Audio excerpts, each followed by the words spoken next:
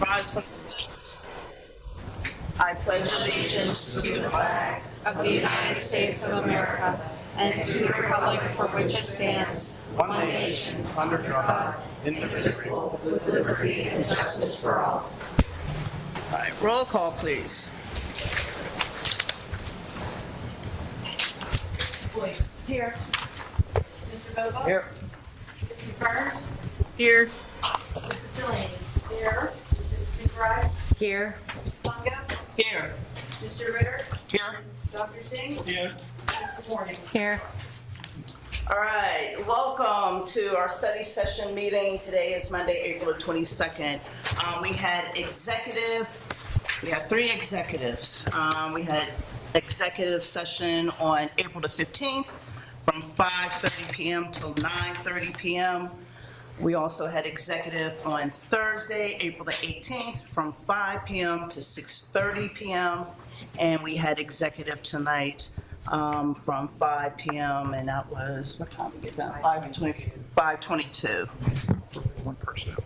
And all for personnel. Okay, so we're going to rearrange the agenda here. We're going to move up an action item 7.3. And I would like for someone to make a motion to appoint Dr. Rossi as our next superintendent. I am making a motion to appoint Dr. Guy Rossi as Gateway's permanent superintendent as of July 1st, 2024 for a 3-year contract term. Second. All right. We open for discussion, but before we do that, I would like to thank the residents of Monroeville. We received a lot of emails. Each and every one of them were read, even from some children today. So I thank you for your input. This was a very difficult decision to make, and we wanted to make sure that we did it with limited biases. We already know that you can't always eliminate that, but we wanted to make sure that we had the best person to move our district forward. And that is why we are asking to appoint Dr. Rossi this evening. So if there's anyone in the audience who would like to add anything to that, and if you do not, we'll go ahead and get with the vote to appoint Dr. Rossi. Anyone want to add anything? Go ahead.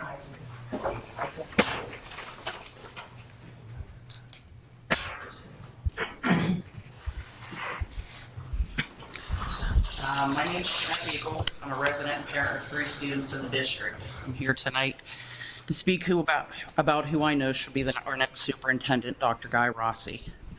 Words that have been used to describe Dr. Rossi: dedicated, honest, caring, intelligent, leader, mentor, innovator, experienced in education, forward-thinking, evidence-based in decision-making, wholesome. What parents are saying: he was good to my daughter and his peers, a straight shooter and someone who cares about our children and their well-being. He understands how hard parenting and educating can be. He takes the time to help and offer solutions that truly work. He attends tennis matches. He is at the schools when my children arrive. I feel he provides a calmness and stability to this district that has been lacking for a while now. Former Plum School Board member wrote, "He is extremely well crafted in open communications with all stakeholders. He is one of the most intelligent humans I have ever met. He is a natural born leader. But most importantly, he is super honest, an open friend to all students and their parents. He is a family man with amazing values." What some employees are saying: he's the first superintendent who lives here and sent his kids here since Wayne Doyle. Wow. Best morale of staff since Wayne Doyle. He understands what should happen in the classroom from K to 12. He was a reading specialist and a classroom teacher. He has tons of leadership experience and is highly educated.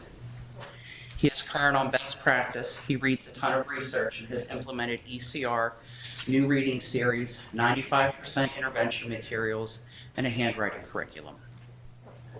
Only superintendent that has presented K through 4 in reading during an in-service. He has built relationships with K through 12 staff. He is not threatening. He gets stuff done with mutual respect. He started the year sharing about his life and education, just like we are supposed to do with our students. He knows what it's like to be a parent here. We learned from his experience. He has goals and will use data to drive us there. Everyone is willing to work with him. He has been such an effective leader for Gateway. He truly understands. I personally got to see him in action during the Comprehensive Planning Committee. He was engaged. He was able to pull a group of diverse stakeholders together to work for a common goal. He not only heard what we were saying, but he listened. Communication has improved. Who else has the ability to make such an impact that the community organized and filled his boardroom in support? His dedication, leadership, and forward thinking are what brings people here. He is not the type of man that looks for accolades for doing his best. He does it because he truly cares about our students, their education, their parents, and our community. Now that the community has dedicated so much time and energy, and love for, we are here to ask that this board name Dr. Guy Rossi our next superintendent of schools, and I'm pleased to hear that that is the intent. Let me beat you to the punch. He is definitely the leader this community is asking for. Thank you for your time. Thank you for your kind words. Anyone else have anything they would like to add to the discussion?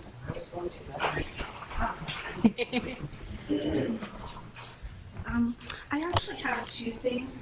The first item I have is from Dr. Rubino, the president. Colleen, what's your name? Oh, sorry. My name is Colleen Cardamone, and I'm a Monroeville resident. And the first thing I have to read is on behalf of Dr. Rubino, the president of AHN Forbes Campus. He said, Dr. Rossi has been very collaborative in our interactions, and it is evident that he's dedicated to the goals of the school district and the Monroeville community. He is focused on the well-being of the student body and has a vision for the future of the district. We appreciate his work with our hospital and the AHN network to address the health, education, and future careers of Gateway students. Don't worry, I X'd out some of mine since you guys said what was happening today.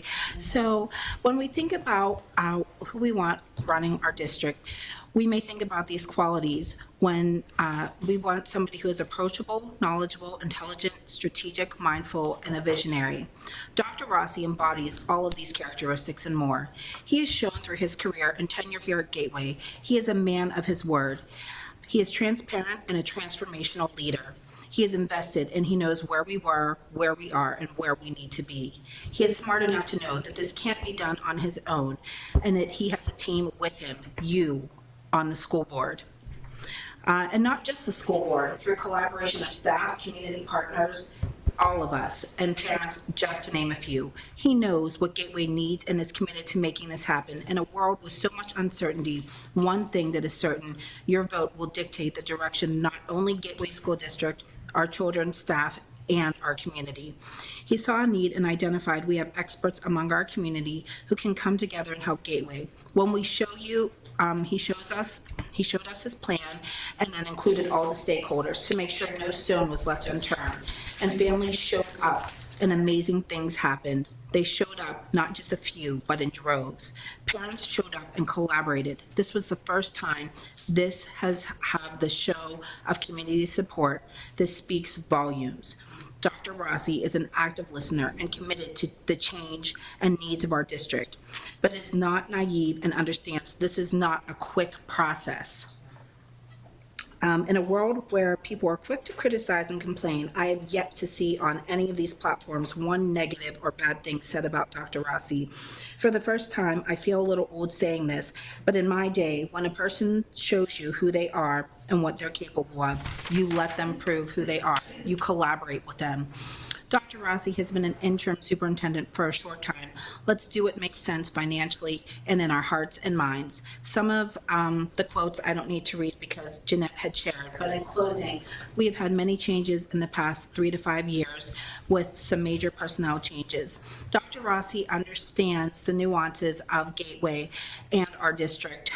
When he was leaving Plum Monroe to come to Monroeville and serve Monroeville and Pitcairn, he said Gateway is home for me. This speaks volumes. Please let's welcome Dr. Rossi and vote him in tonight as our permanent superintendent so he can continue to prove his commitment here and lead our district to flourish as it's doing, to be the best that it can be.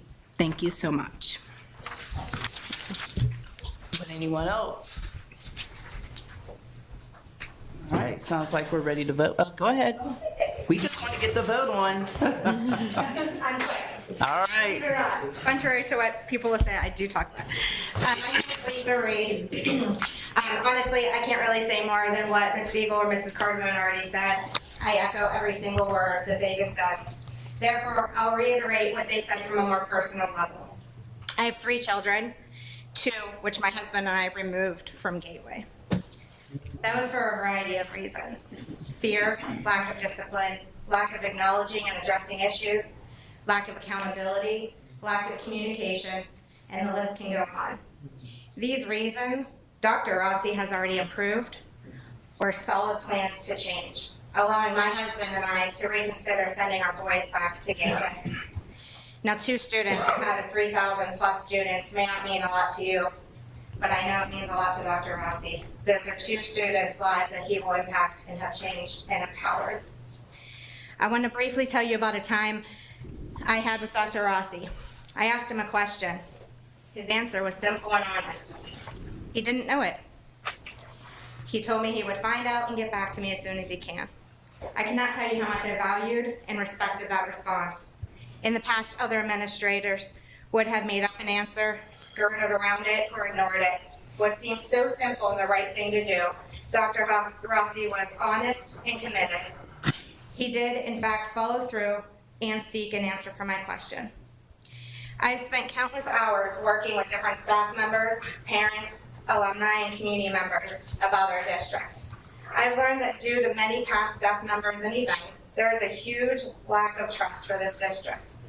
But Dr. Rossi is the honest, humble, dependable, and trustworthy man we need for the job. It would be an utter travesty to lose him. And in closing, my little 12-year-old wanted to come tonight to tell you that the school would be garbage if we don't have him. So thank you for hearing me. How old are, what grade are your kids that will be coming back? Currently, they are in 6th and 8th, so that would be 7th and 9th, and then I have a 3rd. Okay, we look forward to having them back. Thank you. All right. He's not here. Anyone at the table here have any comments? All right, we're ready for a vote? Yes, ma'am. Mrs. Boyce? Aye. Mr. Bova? Aye. Mrs. Burns? Aye. Mrs. Delaney? Aye. Mrs. Bride? Aye. Mrs. Mungo? Aye. Mr. Reuter? Dr. Singh? Aye. Mrs. Warning? Aye. Motion carries. Congratulations.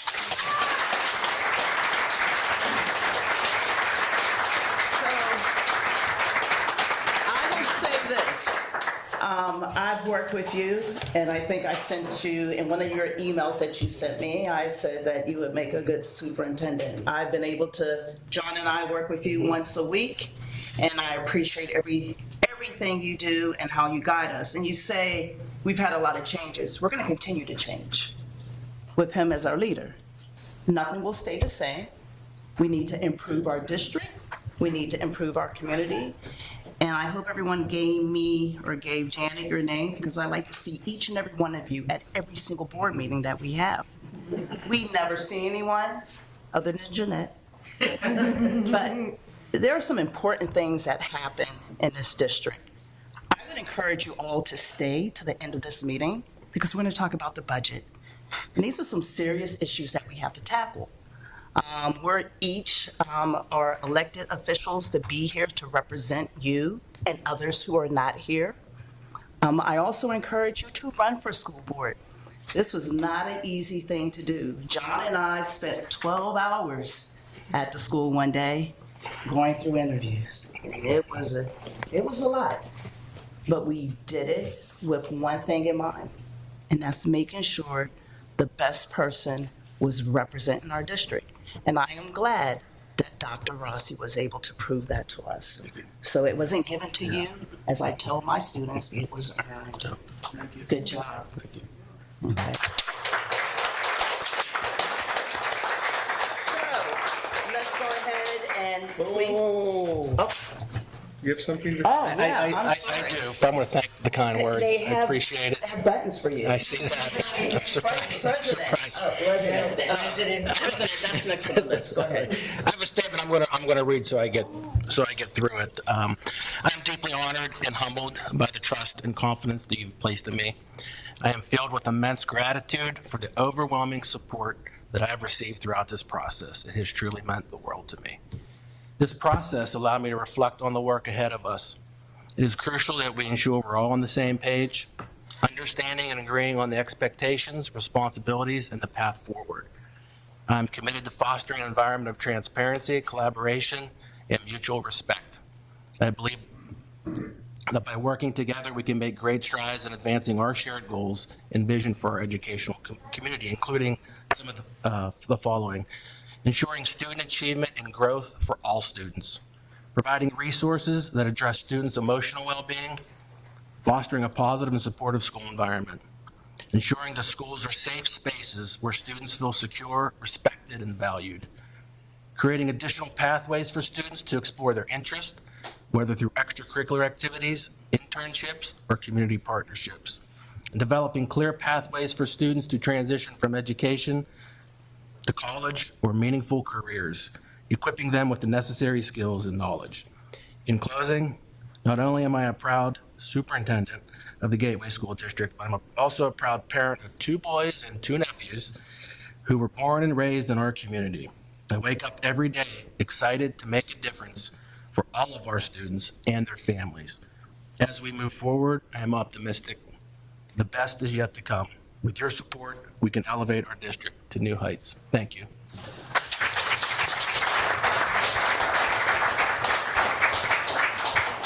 And Robin, if I may Yes. offer some kudos, we did this in executive session, but I'd like to do it in public as well. Andrea, our Human Resources Director, she went out, she interviewed a bunch of folks for this position. Dr. Dennis Chakey, he did yeoman's work to help the first round, the second round of the interview process. Bruce Dice and his team kept us on the legal track. Robin did an excellent job leading us, getting input from all the board members, mashing it all together into a cogent process that sort of worked pretty well, you know, and we've gotten to this point right now. So Dr. Rossi, congratulations. And thank you, John, for being there. All right. So let's go ahead and move forward. So I guess I'll be turning it over to you. Tara, we're going to That's next Monday. next Monday. Okay. Oh, do we have any comments? I'm sorry, do we have any comments from residents on other agenda items? We can do that. Okay, we're going to rearrange again. Nick Turner?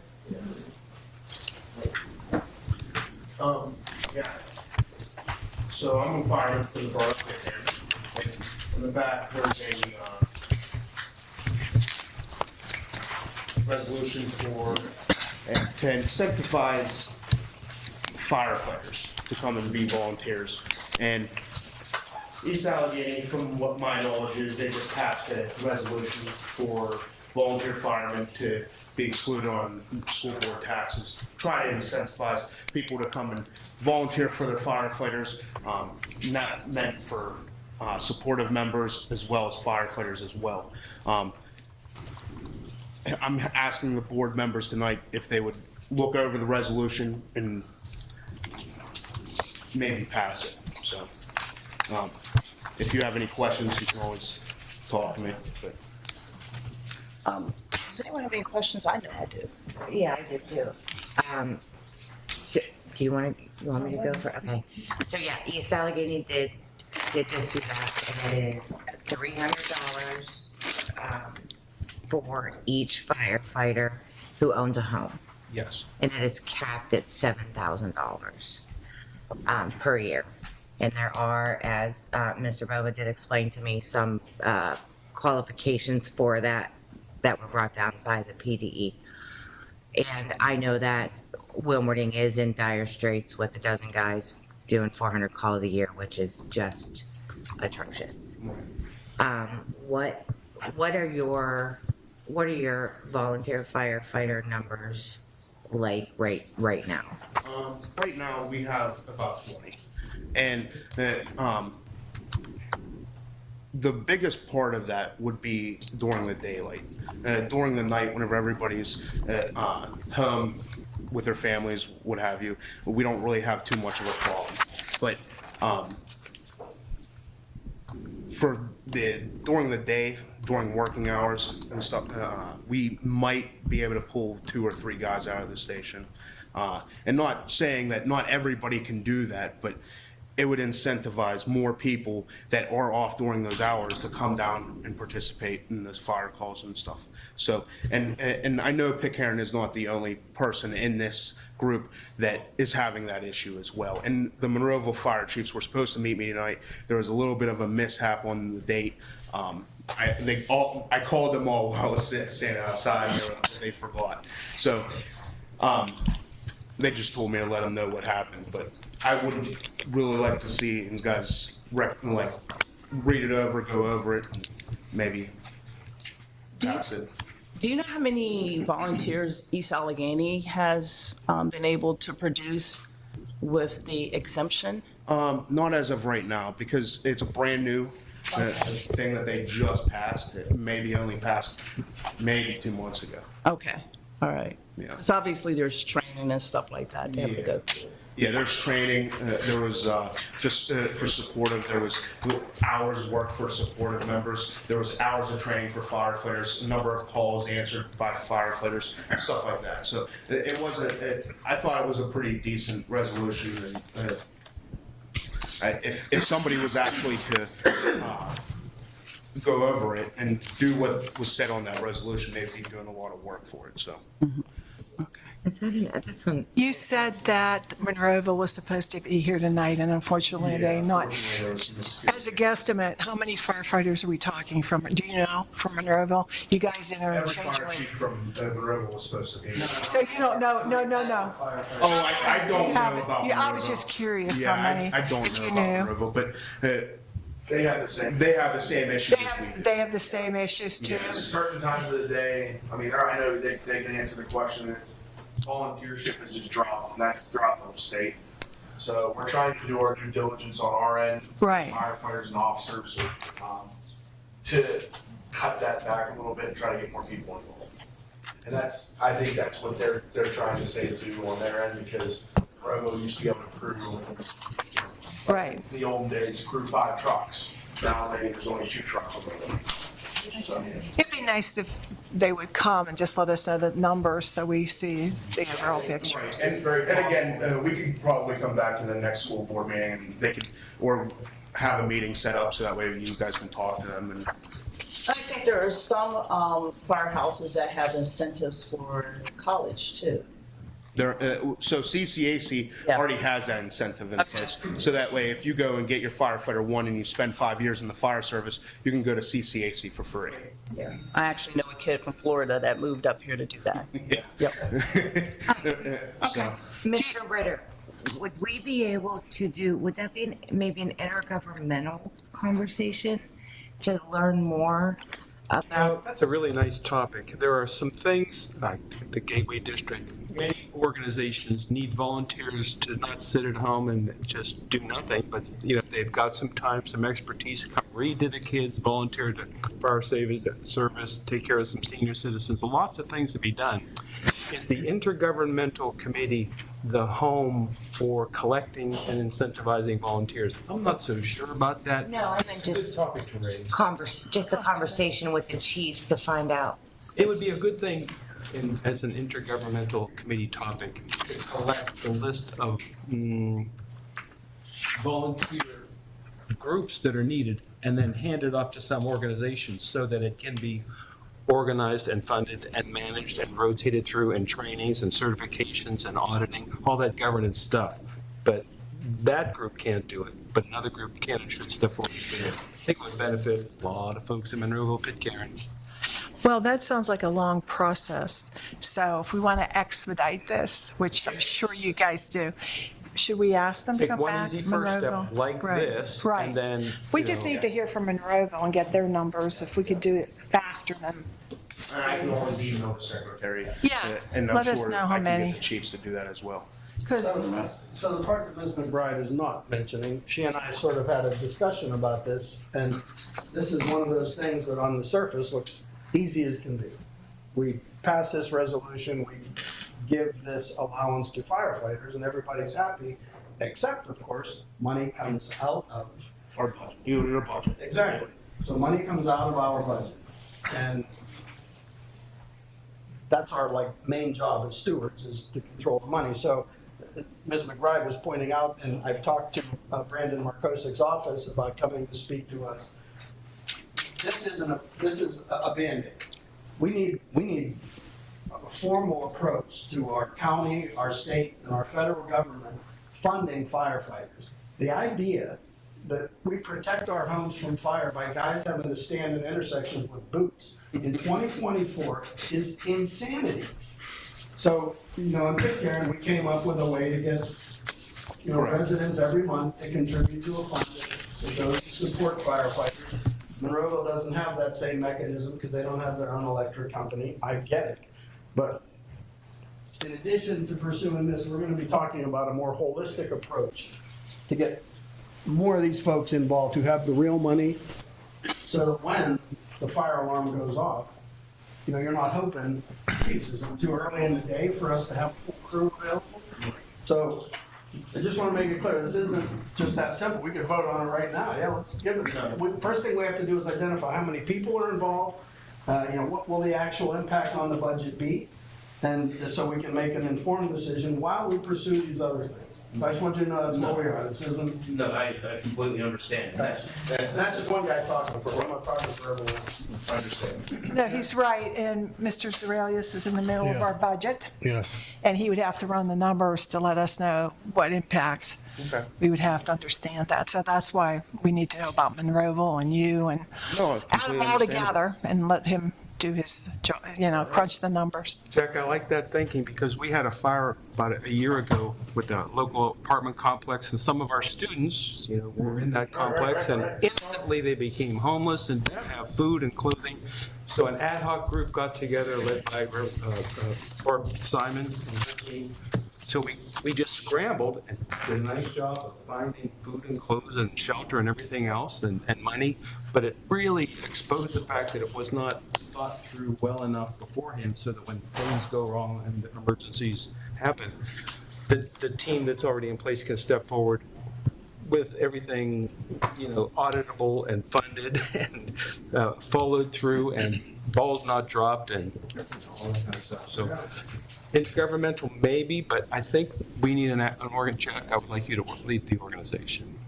On safety and security is my committee, Tom, but I appreciate But that. I Maybe it could be a memorial fund. No, I like the fact that you brought up the fact that we just, as a district, we can't just open our purses every time we see some folks in need and give money to it. Oh, we can. It has to be done. Taxes. They're giving away Has to be Giving away done. the taxpayers' money, and at some point, Gateway Foundation. there's ways of doing it, and we're gonna pursue those. All right.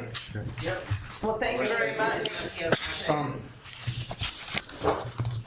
All right, so now I'm going to turn it over to you. Are we on the same page yet? Are we still on one? Board member discussion. Do we really have any more discussion on that, Joe? Do we have any more discussion? Yeah, no. Nope. All right. One quick thing, I'm being told via text that somehow this meeting is not on cable or YouTube or Zoom.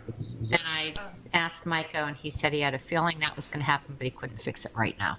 Gotcha, okay. It is streaming on YouTube, but it doesn't appear to be working on Comcast Channel 13. Gotcha, thank you. All righty. Okay, Mike, do you have any financial reports? Thank you, Dr. Ross, and congratulations to you. Financial reports 5.1, list of bills for the April 2024 meeting. Next week. All right. And then we do have no items previously tabled, and we have some more action items. Ms. Jessel? Thank you, Dr. Rossi. Congratulations. Thank you. We have 9 volunteers, independent volunteers, up for board approval for tonight. Second. All right, discussion. All right, all in favor? Aye. Second one, 7.2. Okay, let's get to the fun one.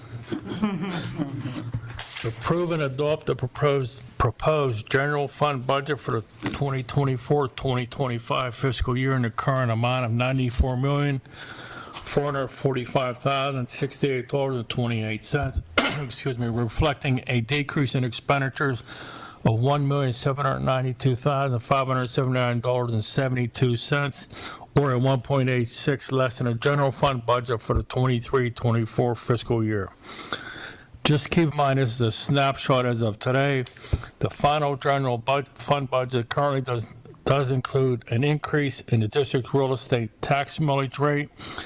The real estate millage rate will increase from 22.857 mils by 1.2114 to 24.0684 for the 24-25 fiscal year. The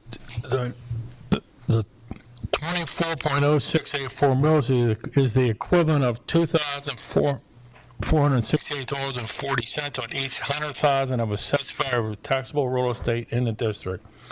Currently, the district will require to utilize the unassigned fund balance in the amount of $2,251,974 to balance the general fund budget for the 24-25 fiscal year. The above budget amounts may change prior to the final adoption by the board at the Tuesday, May 28, 2024 board meeting. So, remember I had asked about the, Yeah, Mike. yeah. Mike, are you gonna have the 2 slides for Mike? So we had a committee meeting, that was last week, right, Mike? Yes, last And Wednesday. there was one particular slide which I thought was very important, and I'm glad you're all here so you can see it. And Mike is going to, he explained that it was very simple, it was easy to understand. I think it's very important that you all see this and have a better understanding of where we're at as a community right now. Thank you, Mrs. Mongo. As you can see, of the 51 school districts in Allegheny County, we're still 17th lowest, which is everyone in this room and the prior administration and the school board to be commended. We've been pretty stable, even though we raised them, we're still 17th lowest. And the biggest thing that's going on right now in Allegheny County, I don't know if members of the public are familiar, it's called the common level ratio. It's killing us right now. Michael, can you go to the next slide real quick, just to explain the common level ratio, then we'll jump back. If you had a house in 2012, it assessed for $100,000, your taxes were $2,285.70. Well, Allegheny County in the last 5 years, they come up with this, it's called the common level ratio. People were overpaying for their houses during COVID. So if you paid $150,000 for that same house, which was $100,000, you're only paying 54.5% of that, which ends up being less than the original property owner. So you're paying $1,868, which ends up being a net loss to the school district of $417,000. We'd be better off if the people didn't sell their houses. But Michael, jump back to the other slide, please. The reason I'm getting in this, what's killing us right now is all the assessments, the commercial properties are making out like on bandits on us. The Mills, the Monroeville Mall, they just won their assessment. We're gonna have to give them a check for $3,460,000. We've been putting money aside for the last 4 years to compensate for it. If not, this would kill our fund balance. Mike, when you say they won their assessment, what do you mean by that? They wanted their attorneys and our attorneys settled the cases, but they won the assessed value by getting their Wanted attorney. it lowered and They got it lowered and they won. They won the assessed value of the mall. Tell you in a second. In 2020, their assessment was 73 million. Allegheny County said it was worth 46 million, and so forth. This current year, 2023 school year, same thing. We said it's worth 73,807,000. Allegheny County said it was worth 29,650,000. We got killed. It's our biggest taxpayer in the community. That's costing us for this year going forward in total revenue of $1,230,000. We just gave Miracle Mile a refund check for $674,530, which going forward, that's going to be a loss in our real estate revenue of $337,000. So those two property owners going forward, it's $1.5 million we're not going to be seeing in our real estate revenue. So we have to be diligent, still on top of everything we can do. Dr. Rossi and his staff have been doing great. We're going through the budget, cutting costs, trying to get everything in balance without raising taxes. But getting back to this coma level ratio, what happened in the past, you'll see Plum, I think, is right around us. They're actually going to be doing better than us because they don't have as many commercial properties. Allegheny County flipped the switch when they went to this coma level ratio back in 2020. At one time, prior to 2020, school districts like Gateway was better off. We had big commercial properties. We're collecting our full real estate amount. Now, these big commercial properties are getting refunds. Their assessments are getting lower, so we're losing revenue. Actually, right now, school districts that have a lot of residential properties, not commercial, are actually doing better financially than what we are. But as I said, as a credit to this board and prior boards, we've been on top of this, and we're staying diligent. In Mr. Dice's office, we're fighting every assessment that we can and trying to do the best for the taxpayers. And it's been in the news a lot. This is just kind of a brief summary. Michael, can you jump to the next slide? But anybody that finds it, and this is pretty much automatic with residentials that have bought their home in the last couple of years. The rates have come down. 2020 is 86%. 2021 it went up to 87.5. 2022 was 63.5. 2023 is 63.6, and the 2024 school year starts July 1st. It's going to be to 54.5. So there's no any commercial property that is sold, they heard it filed an appeal, and it all goes in front of a judge down in Allegheny County. And Pittsburgh Public Schools just filed suit. They're going to do a county-wide reassessment. It's going to take a couple years. So we have to be really diligent the next couple years till we get to that point. Any questions?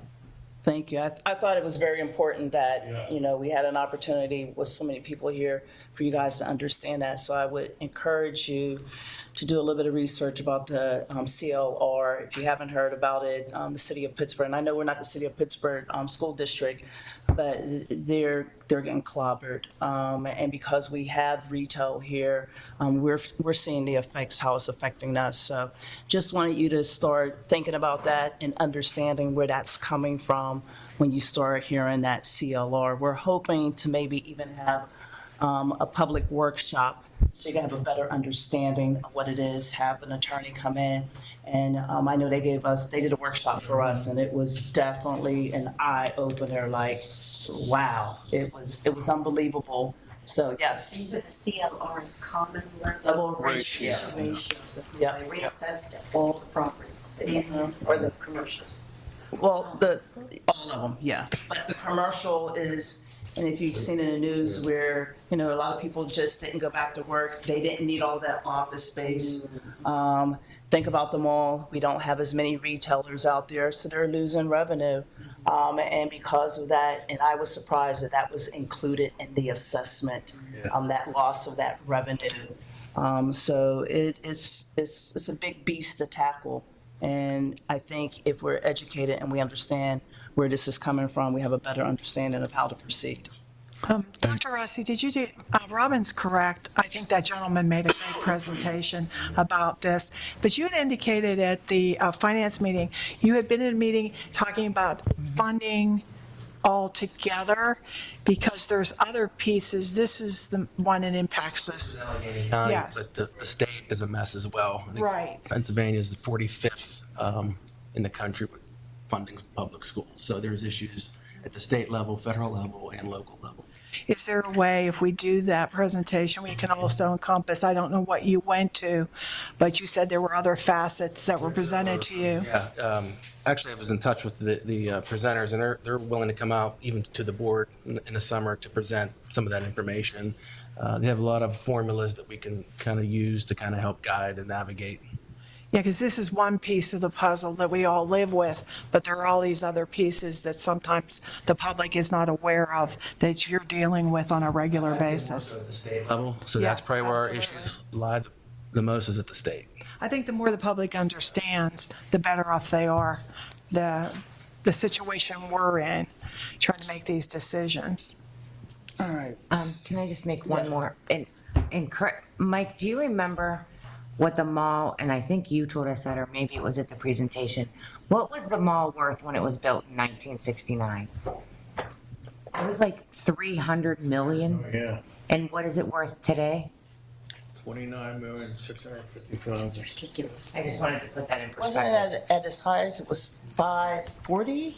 I don't know why that. Is it 540 at its highest? Does it ever go that high? 1969, it was worth, I want to say it was like 369 million in they opened it. 1969. And what it's worth today in 2024. That was an impactful number for me. Yeah. That's huge. Well, look at the mall. There's, Well, that is, yeah, that's the problem. So as long as you guys understand that when we're talking about the budget, Can I have one I want you to thing? keep that in mind. Just so the public's aware of this, we've been lucky, we've been having enough new properties come on that are offsetting us a little bit. We basically been revenue neutral for 3 years now. We're going to be revenue neutral going forward. So our revenue, real estate revenue is around 52 million out of our budget's 96 million. So you can see the importance of all of this. Thank you.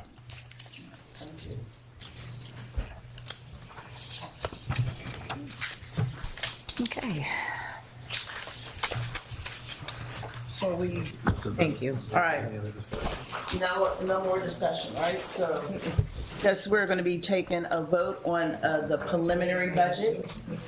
Oh, we need a motion. We can do that tonight, or? No, well, we need to because. do it tonight, we have to Mike? have, yeah, Okay. 30 days. Do we have to make this an action item? It is an action item. Yeah, it is an action item. All right, I see it. Sorry. Okay. This week because of the timeline. Thank you for coming. All right, so we need a motion to accept a preliminary budget. Did I get that right? As presented by Mike. As presented by Mike. I make that motion verbatim between you two. Make the motion to approve and adopt the proposed general fund budget for the 24-25 school year. I second it. Do we need a roll call? Yes. Roll call, please. Mr. Bova? Yes. Mrs. Burns? Yes. Mrs. Delaney? Yes. Mrs. McBride? Yes. Ms. Mungo? Yes.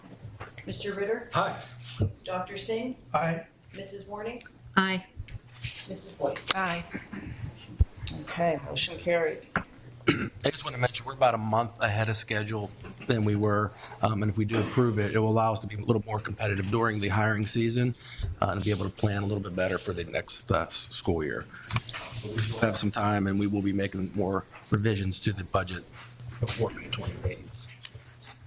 So we're on the personnel. Thank you, Dr. Rossi.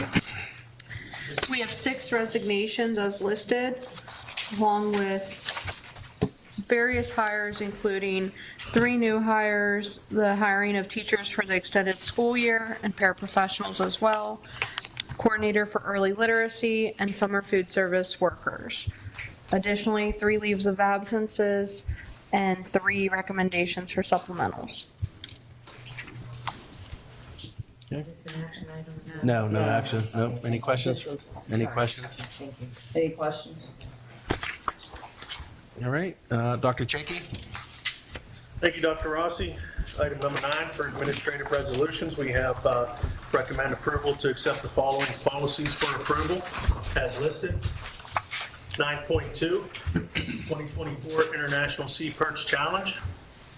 9.3, 4 conferences as listed. 9.4, agreement with Key Solutions for school para-educator support staff services. Item 9.5, agreement with AOT, Specialized Education Therapy Services. And item 9.6, 2023 School Mental Health Grant, accept the awarded amount to Gateway School District.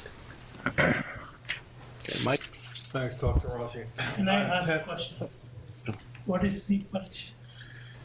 Sea Perch is, it's a competition with the robotics team where they'll go and they'll do into a tournament. We'll have some information next week. It's We'll get like some a pictures. rowing team? No, it's underwater robotics. I see. Yeah, Okay. and they have chores, Yeah, okay, things to good. do, yeah. May I ask a question too? Something totally unrelated. AOT, Specialized Educational Therapy Services, what is that exactly? That is, that's the occupational therapy for some of our special education students. And this is just, they've had this contract for a number of years. It's just renewing it for this school year. And that mental health grant was for the psychologists? Yes. We planned, we wrote the grant to fund the school psychologist. Right, okay, thank you.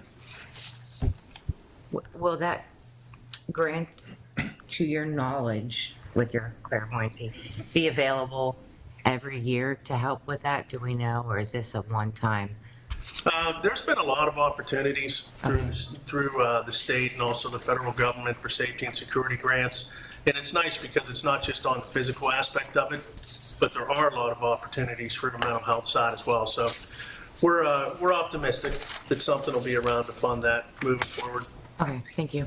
I asked you a question, and we didn't have a chance to get it answered, about behavioral specialists. Do we need any more in the district? And if so, is there any grant money out there for that too? Not right now as far as the grant money goes, but like I said, there could be some more mental health opportunities. Yeah, okay, thank you. Okay, thank you, Mike. Thank you, Dr. Rossi. Item 10.1, administrative resolutions. Gateway Middle School change orders as listed, 3 credits, and 1 for the amount of $4,662. Item 10.2, advertise for the 2024-25 milk bid for the school district. 10.3, advertise for the 2024-2025 bread bid for the district. Item 10.4, advertise for the bid for indoor walk-in cooler freezer for Ramsey Elementary. Item 10.5, advertise for the bid outdoor walk-in freezer for Evergreen Elementary. Item 10.6, approve the homestead and farmstead exclusion real estate tax assessment reduction for the 2024 school year. Item 10.7, approve the award of bids for the various types of school supplies for the district for the 24-25 fiscal years as summarized below. And there is a change order at the top of page 5. Yeah, I'm sorry, I missed that. Actually, Mike, could you go into detail about that? So there's a demolition of a couple places outside in the parking lot area. Triangle Island near the flagpole. Yeah, one. Island curb at the flagpole, some milling that needs to be done for $37,000. How did that, do you know how that came about and why it wasn't presaged? Okay, this is from the, when the milling was completed, this is coming from Doug, from Former Construction. When the milling was completed, we found that some of the remaining asphalt was loose and crumbled. The new wearing course cannot be placed on top of loose or crumbled existing asphalt. Therefore, the loose asphalt had to be removed and replaced with binary asphalt, a different kind of asphalt that the wearing course asphalt is less expensive was placed to level the milled surface. That was his response when I asked him. Thank you. Was that asphalt, I mean, I don't know anything about construction. Was that asphalt damage with all the heavy equipment going in there? There's been some issues with the construction, with the way the island is, with fiber getting dug up and things of that nature.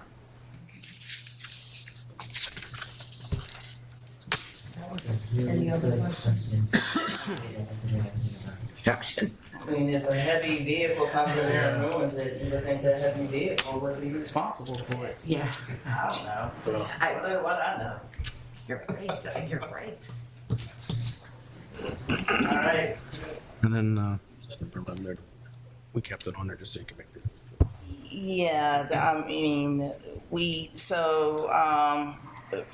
and I don't know if the board had any input for the two candidates for the runoff election for the, what does the acronym stand for? ASHIC is Allegheny County. Allegheny County, okay. Consortium. Did anyone have any feedback on the two candidates? We voted last time and we didn't vote because no one had any feedback, any knowledge. And I'm assuming no one has any knowledge, so we cannot. We had their resumes. Everyone got their resumes to look at. I don't know if that's enough knowledge to vote or not. Does anyone feel comfortable voting? Yeah, I like the guy from Clareton City myself. So do I. So did I. All right, sounds like we're gonna vote. So do we have to, are we voting the next meeting or are we voting this? We'll be voting next meeting then. And that'll give everybody a week to go back through the email, pull up the resumes. Okay. So it was the gentleman from Clareton City and Connellsville area. Okay. That, or can somebody, I don't know who sent us those emails. Can somebody, who did? I said resend them. We can resend it. Okay, that way we, Yep, absolutely. And we'll be able to vote on that next week. thank you. Okay. So we are at comments from residents on non-agenda items. I did hear from the firefighters. Okay. I'm Dan Gerhardt. My son is still in the school district. He's a senior. He attends Forbes Technical.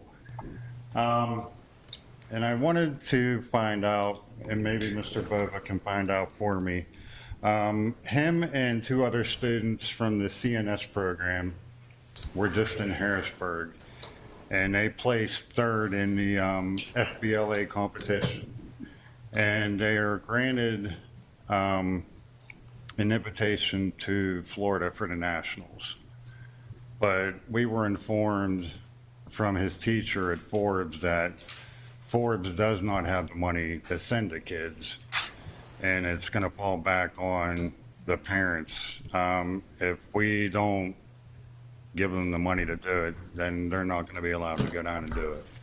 And I wanted to possibly find out, at least for Aiden, since he's a student at Gateway, if we could possibly figure out a way to offset the cost. I mean, honestly, I'm perfectly fine of paying whatever it is to send him down there because he deserves to go. But What is the cost? Do you have? I'm going to get the total cost on it. When is it? Yeah, approximate. Just off the top of my head, looking at it for my cost, it's probably going to be about $1,200. It's a 3-day trip. When is it? It is June.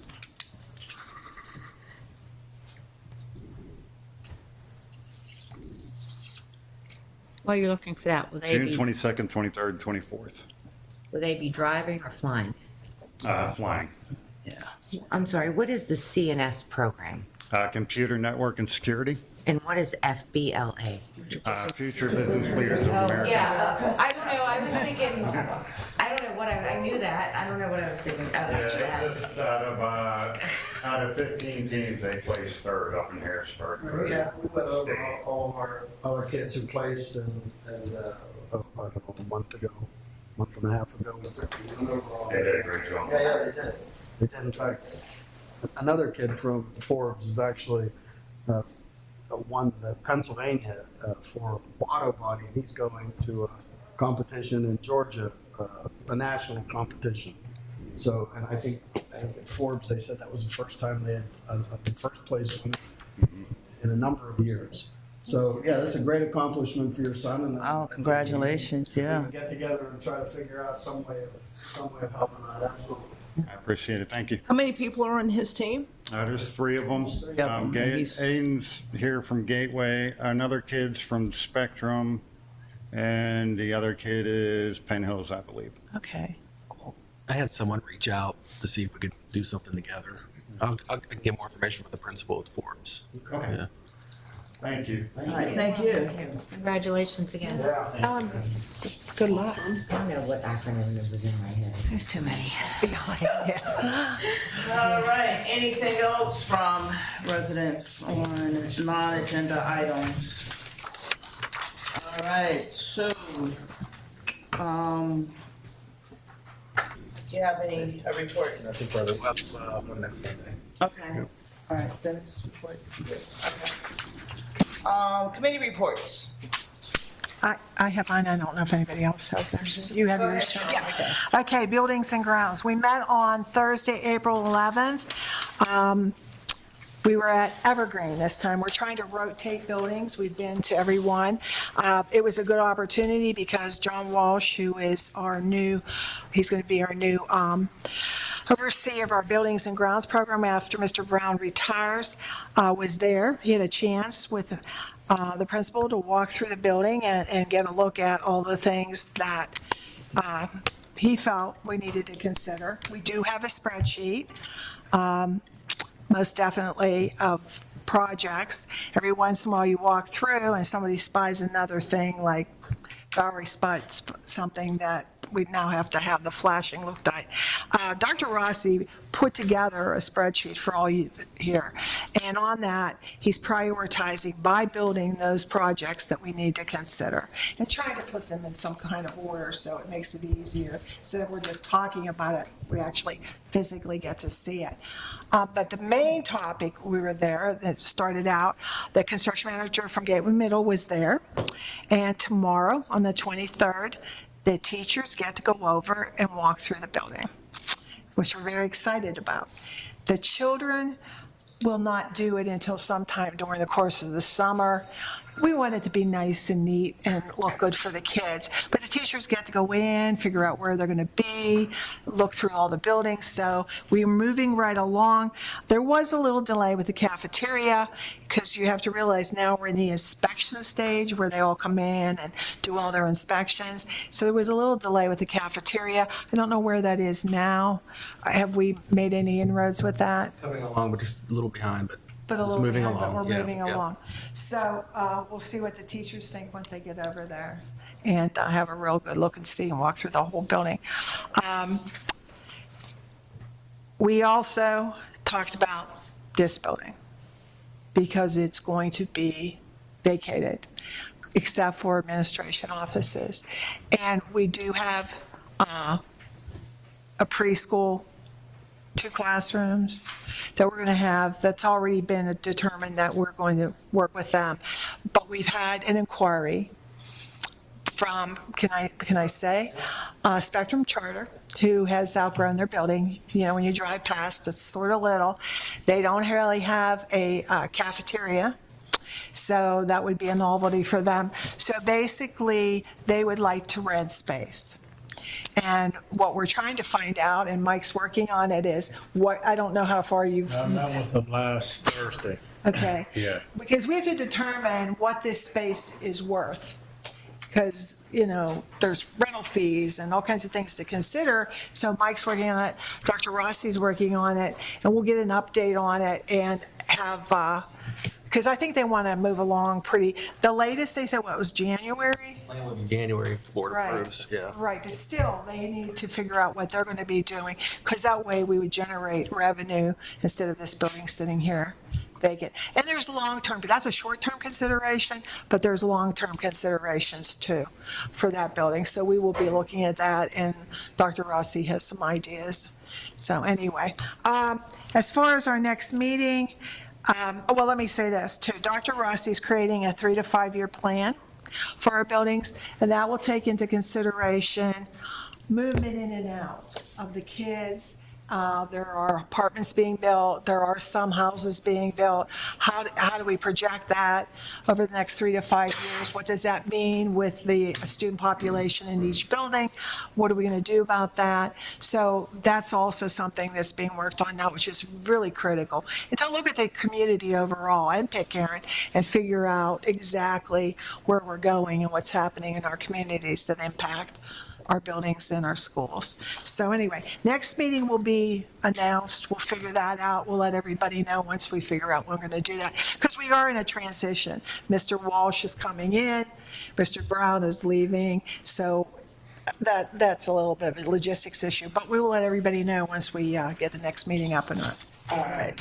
Thank you. So You're then very you're welcome. next. Yeah, I have a question too. Yes. Yes, ma'am. And probably, maybe it's geared more to Dr. Rossi. Okay. You had said on there, we discussed grants applied for, which are Yes. matching fund grant. What type of grants are you referring to? The one specific to construction with the facilities grant that we just sat in on a webinar this week or last week. So something like the roof at University Park and the sports center, those types of environmental repairs. Now, it's competitive, so you're not guaranteed, and there's some matching fund. You have matched 25% from the local funds, which is still significant I'm glad you savings. brought it up. I missed that. Right, because I know how important it is Right. that moving the district forward in terms of money and not having to always attack our fund balances to apply for grants. So that was. Yeah. And that's a logistics issue because you apply for them. Yeah, you can't. We there's no always guarantee. I know, look at each other and say, we did that for the pre-K program, and then you Yeah. can't count on it. And then you have to determine, this is the hard part. If you got a leaky roof, how long are you gonna sit there waiting for a grant from the state? Correct me if I'm wrong, Dennis, I'm like, didn't they say January? We won't find out till January. Yeah, so So- you miss it for this, until next year, yeah. But I just want to make sure. Yeah, that's a good point. We're trying. All right, next committee. Now, what next week, I will give the written Okay. to everyone, but I can tell you that there was our Curriculum and Equity Committee meeting, and it was held on April 17th, last Wednesday, at 6:01. It started, and as I said, I won't go through everything there. We had Mr. Stevens, high school principal, talk about the National Honor Society that was going on last week that some of us did attend to. He mentioned that on May 15th at 7 p.m. Senior Awards Night. May 17th is the prom at Edgewood at 5:30. So that's always exciting to see the kids dress up. They won't do a promenade, but we're used to a lot of times seeing them come through, but they're not going to do that.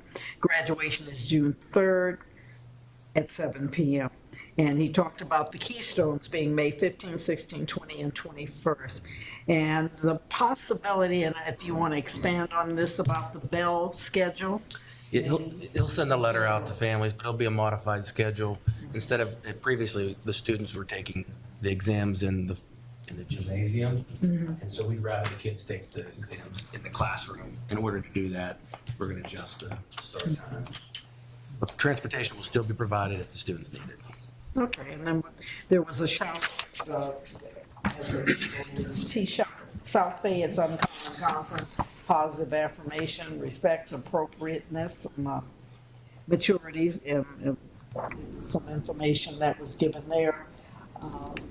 And we did have Dr. Chekey, who also discussed various items in the curriculum and comprehensive plan. And we also had Dr. Three, our equity coordinator, who also discussed various items. Our next meeting will be Thursday, May 23rd, 6 p.m., and we adjourned at 7:01. As I said, I'll give you a written. Give us a written, and thanks, Cheryl, for the written report on the record. Anything from athletic? No committee meetings, just everybody is keeping all the fields busy. We're doing early bird negotiations. Okay. We have had no official Nothing. meetings. Okay. Give that to Dr. Rossi. Jack? We have a committee meeting this, on April 30th? Yes. Yes. So, April 30th, talking about safety and security. All right. Dr. Singh? So 2 weeks ago, we had a meeting on the policy committee, and basically Don Hall wanted 2 corrections in previous policy statement, so it was almost like a language thing, and we accepted it. Okay. John? Sure, a couple things. The Butler meet, there were about 90 teams there. It went from about 10 in the morning to about, 11 at night. It was a huge, one of the biggest track meets in all of Western Pennsylvania. I'd like to give you just a little highlight here. Tell us about that. The Gateway Boys placed 7th overall behind, the Gateway Boys team placed 7th overall out of those 90 teams, 7th. Dino Nedaveric won the disc. He won the disc. You should see this boy compete. How far do you throw it? I don't know. Well, something important. He got second in the shot put. He's just an extraordinary athlete. Okay, so let me just divert from this. A day or two before, it was the day before that, we went to the honors award for the kids in the honor society. Dino's in there. A lot of the 11 of the athletes, 11 of the students of the 30 students were up there. Were on teams that I helped coach, swimming or diving or track. So for me to sit there in the audience to watch these kids walk across there and get these awards, I mean, I had no idea they were that smart, but a lot of these kids are. So the discipline that they learn in sports and the discipline that they learn in school, I'm just saying. Yeah, I know. They're so he gets out and he throws the shot, but he's brilliant too. I mean, so these kids surprised me. Okay.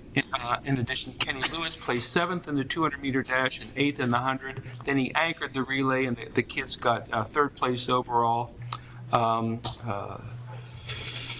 Kiki Pitts had an outstanding 100-meter hurdle, placing 10th. So congratulations to all the student athletes. The athlete part of it is worth congratulations, but the student part of it is worth congratulating as well. But there's also one thing I'm concerned about, and that is some of the students who are struggling academically, trying to find ways to make sure that they're able to get after-school programs or extra learnings to help those kids who are struggling for one reason or another, so that they're able to be on the team and able to keep competing, because those two work synergistically.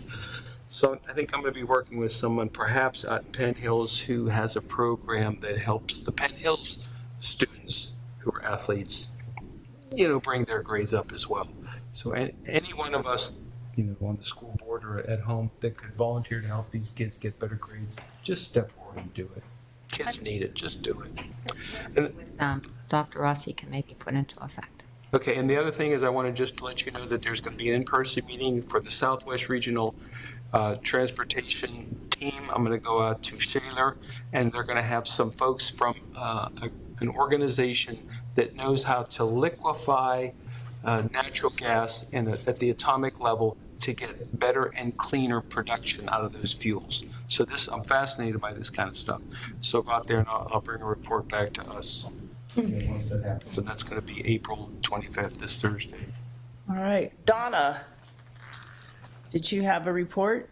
I did. So it was a finance report. I think Mike covered most of it before. I think just a couple of big notes that I just would like to add is that in the budget total, this year's total budget is less than last year's. So they've already made some reductions that would reduce that. And another thing was that benefits are actually like 1.5 million over last year. Like they have gone up. Health insurance alone is up 9% over last year. All right, thank you, Donna. Tomorrow's election day. Oh, yeah. Yeah, that's right. Election day. No school. Am I missing anyone? I see Don Hall. Is there anything you wanted to say, Mr. Hall? It's probably at the game. Give him. Is he? Okay. All right. Michael, anything you wanted to say? I'm looking to see who else is on there. I just, I'm good. Sorry about that. Oh, there he is. It's done. Yeah, I'm out here at the baseball and softball games, and there's some CA playing. But I just want to go ahead and congratulate Dr. Rossi. I think it's super exciting for the district and congratulate the board on a great decision. And also to echo the people that talked about all the great things our spring sports athletes are doing. So many dedicated student athletes that do wonderful things on a daily basis, making sacrifices and repping the G, as we say. Couldn't be prouder of our athletes or our spring. That's all. Thank you. All right. I need a motion. Oh, we're going to, we need to have a quick executive after this. Did So- Micah want to say something? I know that they. I thought he said he didn't have anything to Okay, I say. missed it because it's Yeah. gone. Okay. So a motion's to go into Motion to executive go into session. executive And session. following executive session, there will be no further business taken and we will adjourn. Adjourn. But the public doesn't have to stay. That's correct.